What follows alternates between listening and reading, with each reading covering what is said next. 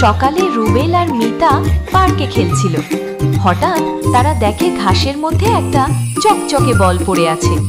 রুবেল বলল, মিতা দেখো, জাদুর বল। মিতা হাসতে হাসতে বলল, চল দেখি সত্যি জাদু করে কিনা।